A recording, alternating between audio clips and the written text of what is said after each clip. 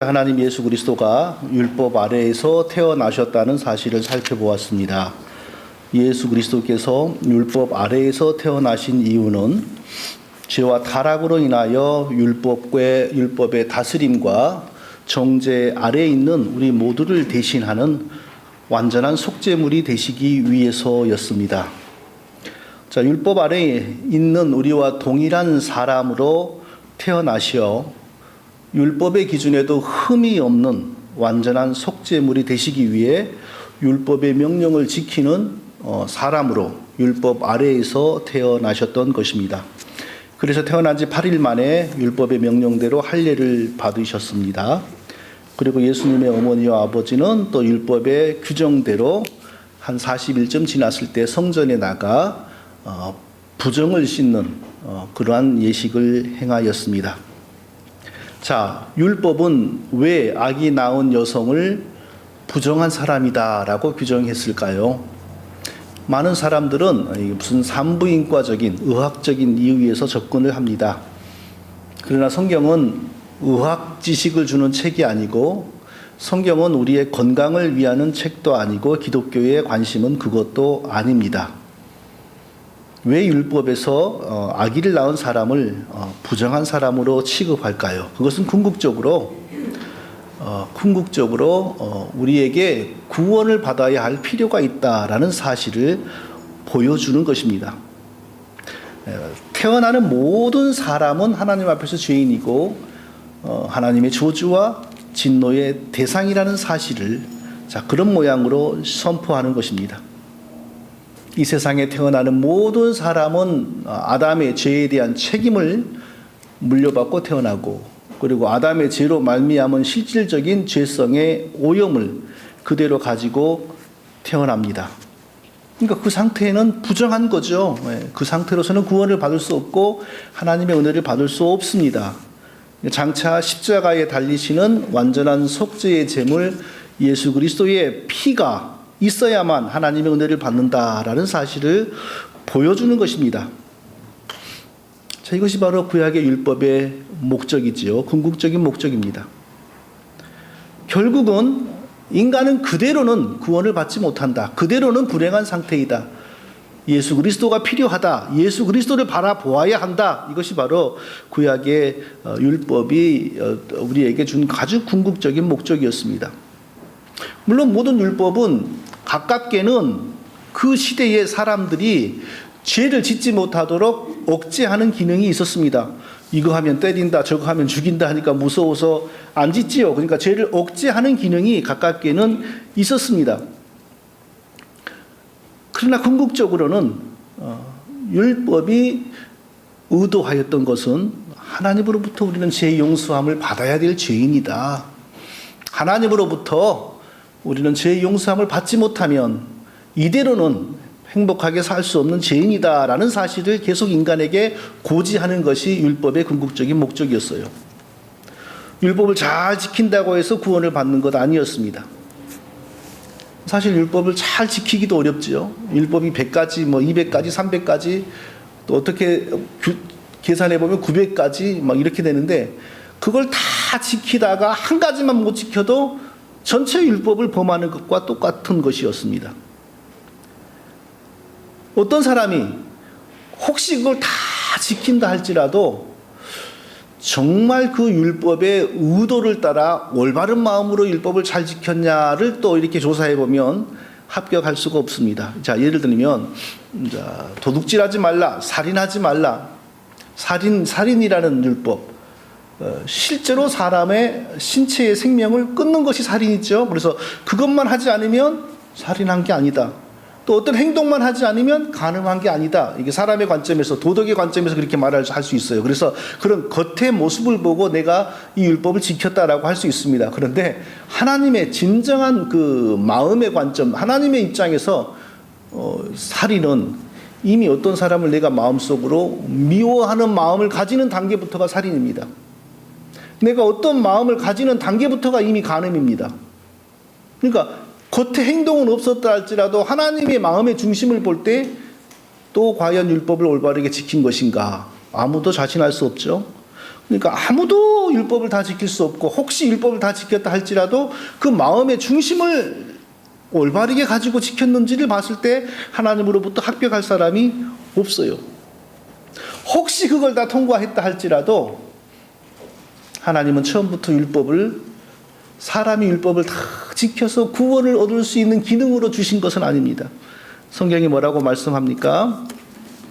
그러므로 율법의 행위로는 그의 앞에서 의롭다 하심을 얻을 육체가 없나니 율법으로는 죄를 깨달음이니라. 하나님은 처음부터 율법이라고 하는 것을 인간에게 주실 때 그거 잘 지켜서 너 구원받아야 한다라는 목적으로 주신 적이 없습니다. 율법으로는 뭐 한다고요? 죄를 깨달음이니라. 하나님 백성들에게 자기의 능력으로는, 자기 내부에서는 결코 구원을 향한 소망이 없음을 알게 해 주시려고 율법을 주셨다는 거예요. 얼마나 자기 속에 죄성이 충만한지를 보고 절망하게 만들려고. 그래서 사도 바울은 율법을 몽학선생이라고 그랬습니다. 몽학선생은 로마 시대의 가정교사인데 대부분 그 그리스의 똑똑한 나라의 출신들을 노예가 몽학선생이었습니다. 그래서 주인의 아들들을 초등학교 다닐 때까지, 좀 더 클 때까지 계속 그 공부를 시키는 거예요. 학교도 데리고 갔다가 오기도 하고. 그런데 막상 그 주인의 아이가 커서 똑똑해지면 몽학선생이 할 일이 없어집니다. 무슨 말입니까? 율법은 예수 그리스도가 오기 전까지 사람들의 죄를 억누르고, 이거 하면 때린다, 이거 하면 죽인다 하면서 일시적으로 죄를 억누르고, 동시에 너 속에 있는 모든 마음 봐라. 너 율법대로 너 지킬 수 있는 마음의 자세도 없고 너 그럴 능력도 없다. 너는 죽어야 돼. 그런데 너가 죽으면 안 되니까 너를 대신하여 죽을 사람을 하나님이 보내실 거야. 너는 그분을 기다리는 것 외에는 구원받을 길이 없어. 이게 바로 구약 성경에서 율법을 주신 목적이었다는 겁니다. 그게 바로 율법의 기능이었어요. 예수님은 그런 율법 아래에 태어나셔서 그 율법의 명령대로 하나씩 순종해 나가셨습니다. 그래서 태어난 지 한 40일 만에 예수님의 어머니와 아버지도 율법대로 성전에 나와서 부정을 씻는 의식을 거행한 거지요. 그리고 이제 성전을 떠나서 갈릴리가 고향이니까 예수님이 자라신 곳, 태어나기는 베들레헴에서 태어났고, 그리고 베들레헴에 있는 아기들을 다 헤롯 왕이 죽이려고 하니까 이집트로 도망을 갔고, 이집트에서 헤롯 왕이 죽었다고 하니까 다시 이스라엘로 돌아왔잖아요. 그런데 베들레헴으로 가지 않고 갈릴리로 가서 하셨거든요. 부모님들이. 갈릴리에서 이제 살다가 이제 온 거죠. 그러니까 다시 갈릴리로 이제 가려고 한 거죠. 그런데 갑자기 예상치 못한 일이 벌어졌어요. 성전에서 집을 향하여 출발하려고 하는데 시므온이라고 하는 나이 많은 노인이 아기 예수님에게 찾아온 겁니다. 자, 오늘은 이 시므온이 예수님에게 대해서 무슨 말을 했는지, 어떤 일을 했는지를 살펴보겠습니다. 자, 오늘 본문을 통해서 우리가 한 가지를 발견해야 되는데요. 그게 뭐냐면 하나님은 어느 시대에나 자기의 거룩한 일을 하나님은 행하시는데, 우리를 구원하는 거룩한 일을 행하시는데, 그러나 그때마다 경건하고 의롭고 신실한 사람들을 세우셔서 자기의 일을 섬기게 하시고 자기의 일에 동참하게 하신다는 사실입니다. 예수님의 부모님들이 정결 예식을 마치고 이제 다시 고향으로 돌아가려고 하는데 나이가 많은 시므온이라고 하는 노인이 성전에서 갑자기 나타나서 예수님의 앞으로 오는 거예요. 근데 25절을 보니까 성령이 그 위에 계시더라 라고 했습니다. 성령이 시므온이라고 하는 사람 위에 계시더라, 동행하고 있더라, 이렇게 말씀하고 있습니다. 성령이 어떤 사람 위에 함께하고 있다라는 내용은 예사로운 내용이 아닙니다. 왜냐하면 구약 시대에는 성령과 함께하는 사람이 흔치 않았기 때문입니다. 우리가 이 차이를 조금 생각해야 돼요. 어떤 사람에게 성령이 함께하셨다, 구약 시대에, 이 사실과 그리고 무소부재하신 영이신 하나님이 어디에나 함께 계셨다, 어디에나 계셨다라고 하는 사실은 조금 다른 사실입니다. 하나님은 어떤 분인가, 하나님의 속성이 무엇인가 라고 얘기할 때 가장 대표적인 게 전지전능하신 분이다. 하나님은 모르시는 일이 없고 못하시는 일이 없습니다. 우리 피조물에 대하여 모르시는 것이 없고 우리 피조물에 대해서 못하시는 일이 없습니다. 우리를 죽이고 만드시고 살리시고 구원하시고 높이시고 낮추시고 어느 나라를 망하게 하시고 어느 나라를 흥하게 하시고 하나님은 모든 것을 다 아시고 모든 걸 다 행하시는 분입니다. 또 하나가 하나님의 속성 중에 또 하나가 무소부재하신 분이다.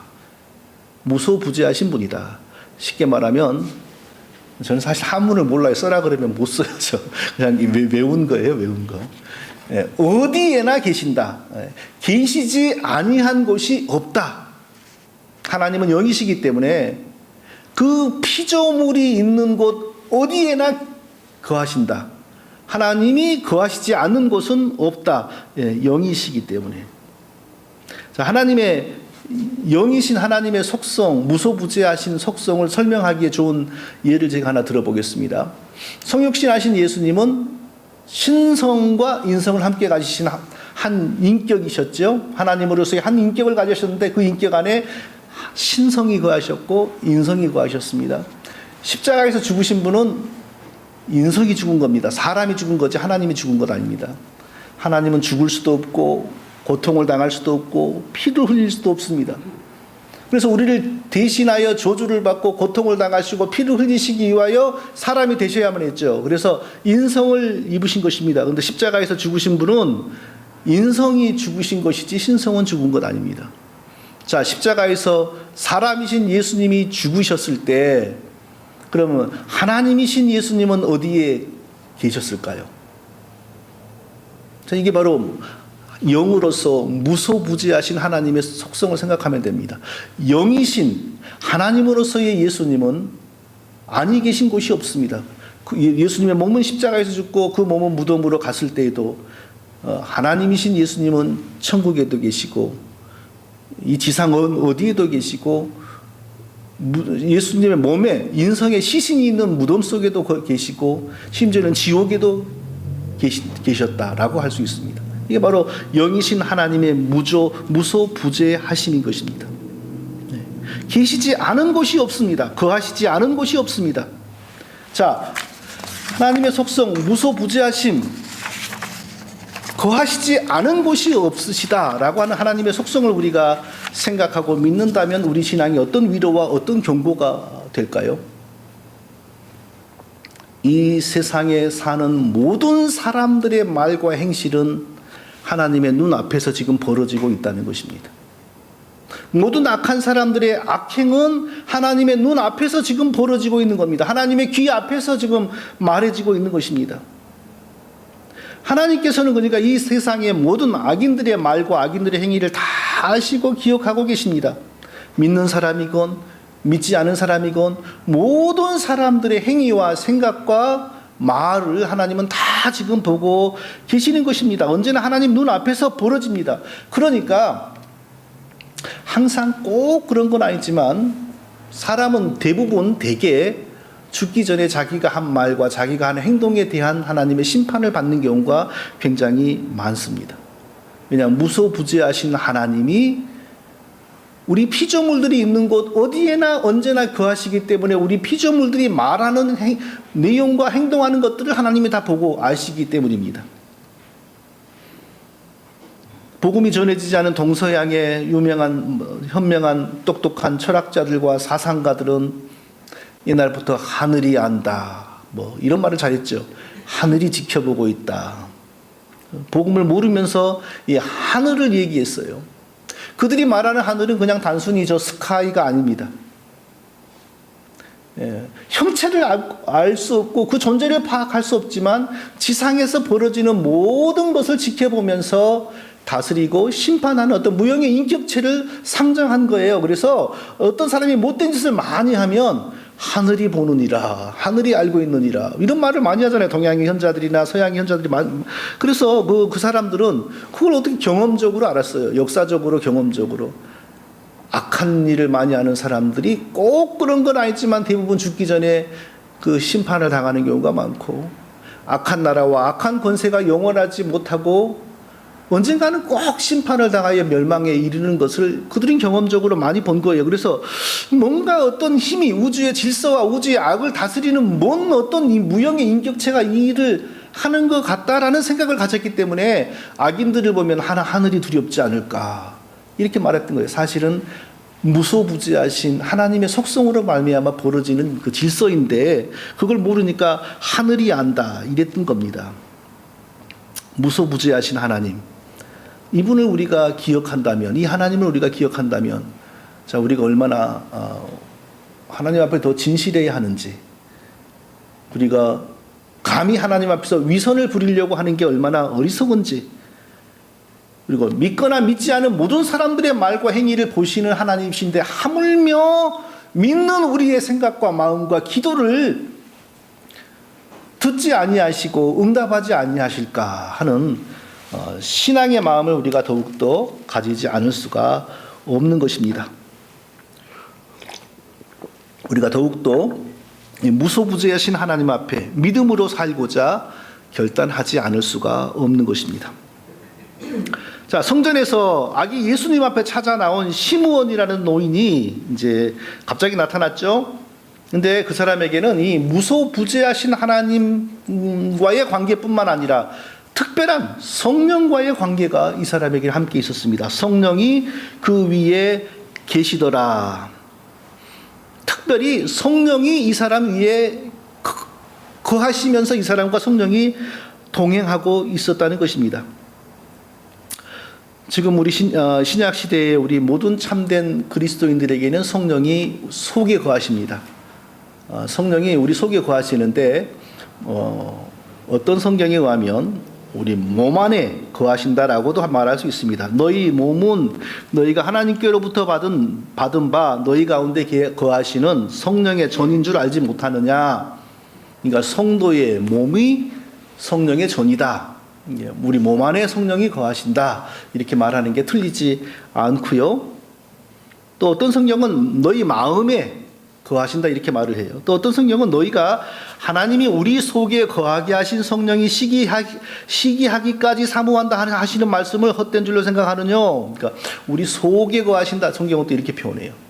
예수님은 떠나시기 전에 성령에 대해서 말씀할 때 뭐라고 하셨냐면 그는 너희와 함께 거하시며 함께, 근데 어떻게 함께? 너희 속에 계시겠습니다. 너희 속에, 예수님도 우리 속에, 그러니까 성령은 우리 어디에 거하신가? 우리 속에 거하시는데 좀 더 구체적으로 말하면 우리 마음 안에 거하신다?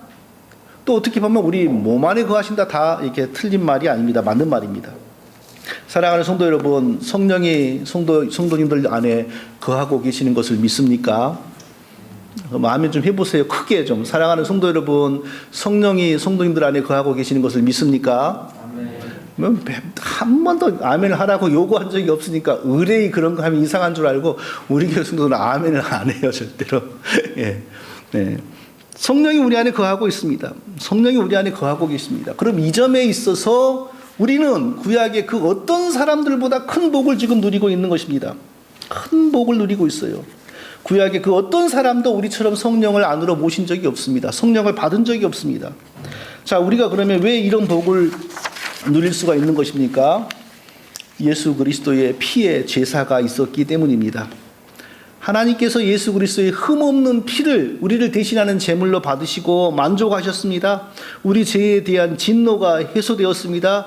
그래서 우리 속으로 하나님께서 성령을 부어주신 것입니다. 구약의 사람들에게는 아무에게도 이런 일이 벌어지지 않았어요. 왜? 예수님의 피가 없었으니까. 단지 예수님의 피를 상징하는 짐승의 피만 있었으니까. 짐승의 피로서는 결코 죄를 용서받을 수 없었습니다. 다만 오실 예수님을 붙드는 신앙이었을 뿐입니다. 예수님의 피로 우리의 죄가 사해지니까 우리에게 성령이 부어지고 성령이 부어짐으로 말미암아 예수님의 십자가가 우리 속으로 적용이 된 겁니다. 그래서 성령이 우리 속에 부어진 것은 예수님의 십자가를 우리 속에 적용하는 거기 때문에 구원의 인치심입니다. 그래서 사도 바울은 성령을 구원의 인치심이라고 했어요. 구약의 성도들에게는 이런 복음이 전혀 없었습니다. 우리처럼 성령 받은 사람이 구약에는 아무도 없었습니다. 예수님과 함께하였던 제자들, 그러니까 마태, 마가, 누가, 요한 시대에도 이런 일이 벌어지지 않았습니다. 오직 부활하시고 승천하신 예수님이 아버지 하나님께 요청하셔서 우리에게 성령을 부어주심으로 이런 일이 시작이 된 것입니다. 특별한 사람들에게만 구약시대에는 성령이 함께 하셨는데, 자, 이 시므온도 그러니까 특별한 사람이죠. 성령이 그 위에서 동행하고 함께하고 계셨으니까요. 구약시대에 성령이 함께하는 사람은 대부분 선지자이거나 제사장이거나 뭐 구약의 사사들과 같은 특별한 사람들이죠. 시므온도 선지자였습니다. 어떻게 알 수 있냐면요. 저가 주의 그리스도를 보기 전에 죽지 아니하리라는 성령의 지시를 받았더니 이렇게 되어 있어요. 성령의 감동을 받아 하나님으로부터 말씀, 계시를 받았어요. 무슨 계시? 너가 죽기 전에 너는 예수 그리스도가 탄생하여 지상에 오는 것을 보기 전까지는 죽지 아니할 것이다 라는 계시의 말씀을 받은 겁니다. 성령의 감동 가운데 하나님이 이렇게 계시의 말씀을 주셨어요. 그러니까 이 시므온도 다윗과 같이 많은 성경을 쓰지는 않았지만 선지자였던 것입니다. 네. 그리스도를 보기 전에는 죽지 아니할 것이라는 하나님의 말씀을 듣고 그날을 향하여 기도하고 기다리면서 지금까지 살고 있는 무명의 신실한 선지자인 것입니다. 이 사람이 바로 시므온입니다. 그런데 이 사람의 이 짧은 이야기와 인생을 통하여 우리가 놀라운 사실 한 가지를 보게 됩니다. 그것은 무엇이냐면요. 하나님으로부터 사명을 받은 사람은 결코 그 사명이 이루어질 때까지는 죽지 않는다라는 사실입니다. 사명 때문에 죽고 싶어도 못 죽는 것이 하나님의 사명을 받은 사람의 특징이요 운명입니다. 사명을 받은 사람이 바르게 살 수 있는 유일한 길은 신실한 삶으로 사명을 감당하는 것 뿐입니다.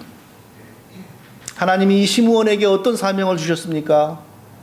너는 기도하면서 하나님이 이 땅의 구원자로 사람으로 아기로 태어나시는 그분을 맞이하는 날까지 기도하면서 신실하게 살며 그분을 기다리는 것이다. 이게 하나님이 그에게 준 사명이었습니다. 이 시대에 이 사실을 계시받은 사람은 거의 없습니다. 하나님이 사람에 대해 오신다. 이것을 아는 사람이 누가 있습니까? 들판의 천사들, 천사로부터 계시를 받았지만 자세한 내용은 계시 못 받았죠. 마리아 성령이 너 태중에 성령으로 말미암아 잉태된다. 그렇지만 거기까지는 알지만 그 이후에 그가 태어나서 자라서 그분이 무슨 일을 할지는 아직 모릅니다. 성전에 지금 사람으로 오신 하나님이 앞으로 무슨 일을 할 건지를 가장 자세하게 계시받은 사람은 이 선지자 시므온인 것입니다.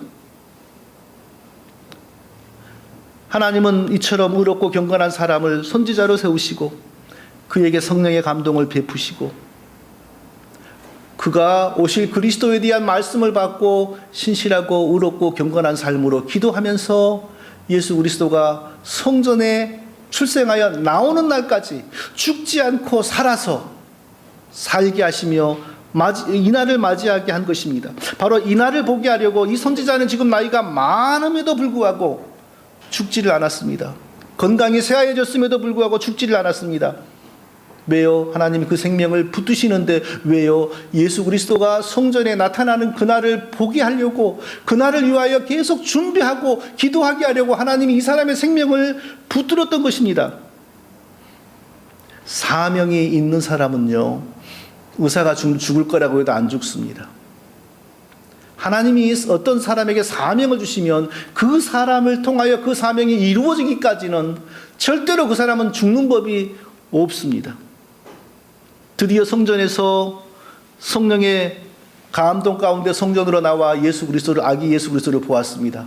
보는 순간 성령께서 저 아기가 하나님이 보내신 구세주이다라고 깨닫게 했습니다. 그때 주제여 이제는 말씀대로 종을 평안히 놓아주시는도다.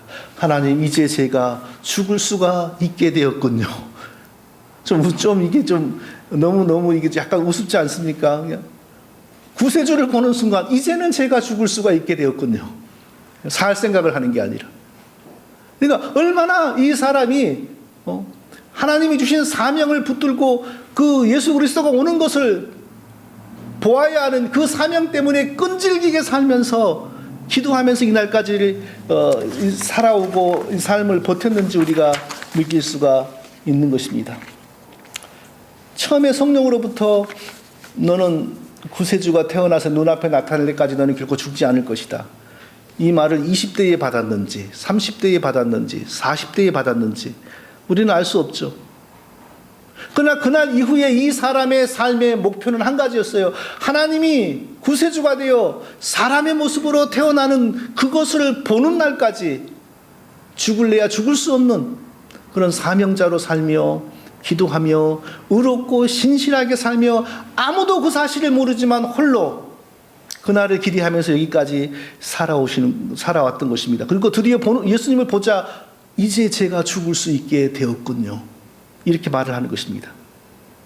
성도 여러분, 하나님께서 우리에게 어떤 사명을 주시면요, 그 사명이 이루어지기까지 우리 삶에는 괴로움이 있습니다. 고통이 있습니다. 연단이 있습니다. 그러나 그 사람은 결코 쓰러지거나 넘어지지 않습니다. 건강이 망가지기도 하고 재산이 떠나기도 하고 친구들을 잃기도 해도 사명이 있는 사람은 죽는 법이 없습니다. 무너지는 법이 없습니다. 저는요, 일찍 건강을 잃었습니다. 가장 젊은 나이에 건강을 잃었는데 이상하게도 죽을 정도로 건강을 잃지는 않았습니다. 그리고 참 또 신기한 일을 제가 몇 번 겪었어요.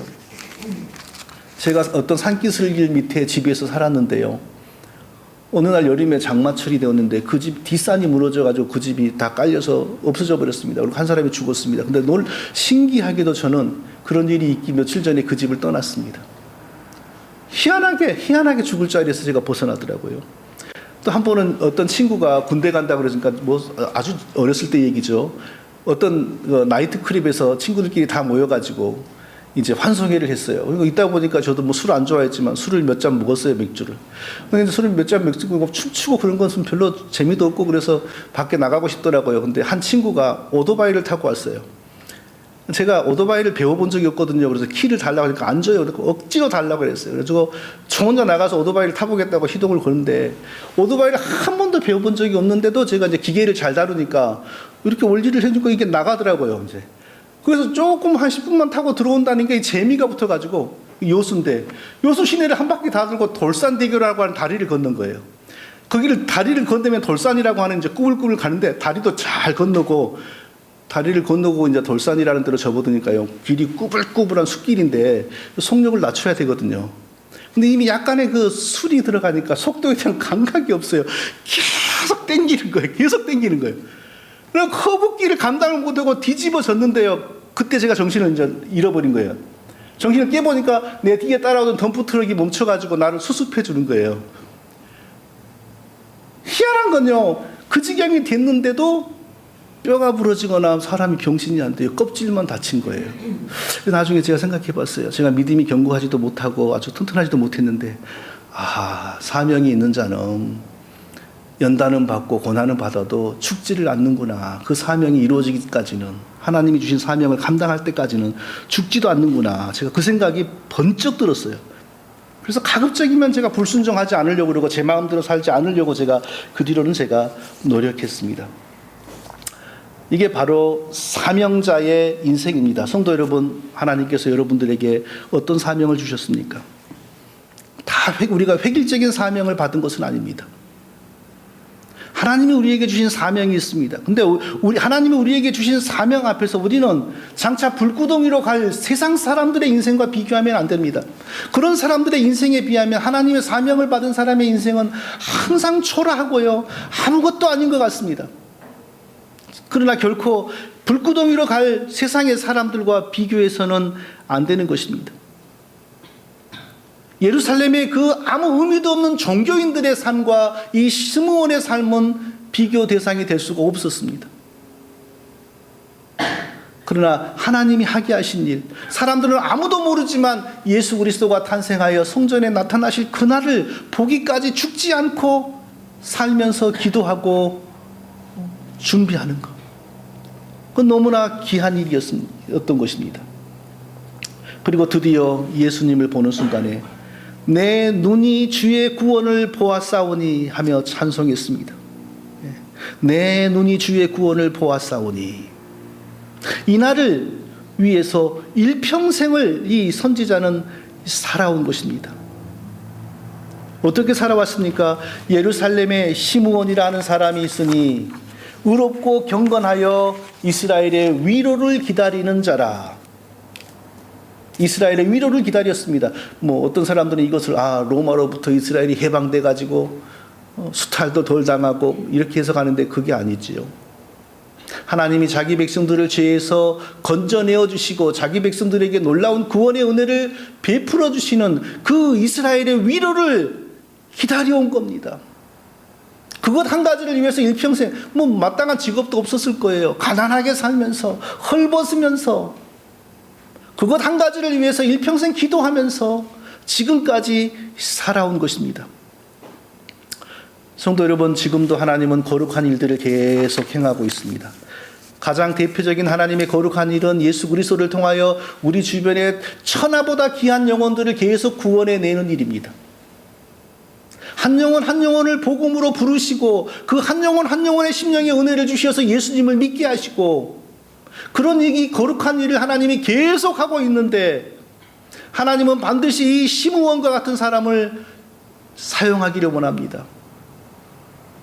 아직 믿지 않은 내 친구에게 복음을 전하고 그를 바른 길로 인도해야 될 사명, 믿지 않은 나의 가족, 믿지 않은 내 주변의 이웃들을 하나님의 복음으로, 예수 그리스도의 복음으로 구원해야 할, 하나님의 거룩한 일에 함께 동역해야 할 사람들을 하나님은 이미 다 계획하고 있는 것입니다. 그런 면에서 우리에게는 다 사명이 있어요. 세상의 사람들의 관심과 비교하지 마십시오. 학위 받는 것보다 훨씬 하찮고요, 학점을 잘 받는 것보다 훨씬 하찮고요, 좋은 직장을 잡는 일에 비하면 아무것도 아닌 것 같습니다.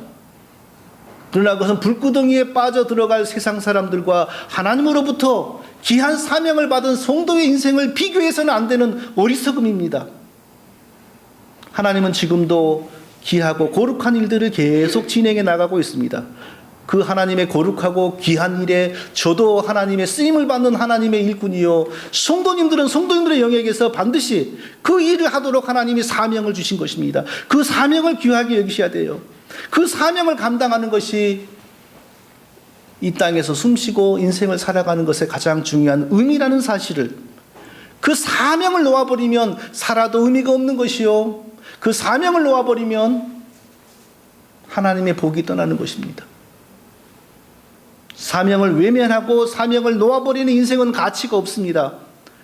그런 인생은 하나님의 보호하심도 받지 못합니다. 질병이 오면 질병에 넘어지고요, 가난이 오면 가난에 넘어집니다. 그러나 사명에 붙들리고 사명을 위하여 사는 사람은 질병이 와도 죽지 않고 가난이 와도 넘어지지가 않습니다. 그 사명이 이루어지기까지는 생명이 유지가 됩니다. 죽을 자리에서도 벗어납니다. 이 시므온, 이 노인네의 인생이 얼마나 아름답습니까?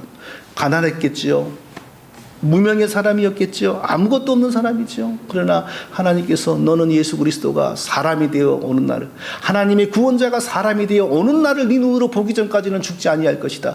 그날까지 너는 기도하면서 그날을 준비하고 기다리면서 이 세상의 화려한 길을 가는 거짓된 종교, 예루살렘의 종교인들의 길을 부러워하지도 말고 세상 사람들을 부러워하지도 말고 너는 그것 한 가지를 위하여 성전을 드나들며 기도하면서 살아야 한다. 이 사명을 붙들고 여기까지 온 이 늙은 선지자의 인생을 우리가 생각할 수 있기를 바랍니다. 지금 우리도 하나님이 우리에게 어떤 사명을 주시고 계십니다. 계속 우리에게 요구하고 계십니다. 너의 사명은 무엇이냐? 너는 너의 사명 앞에서 얼마나 너는 깨닫고 있느냐? 얼마나 신실하게 의롭게 살고 있느냐? 우리에게 말씀하십니다. 신실하고 의롭게 살면서 사명을 감당하는 우리 모두가 되시기를 예수님의 이름으로 축원드립니다. 거룩하신 아버지 하나님,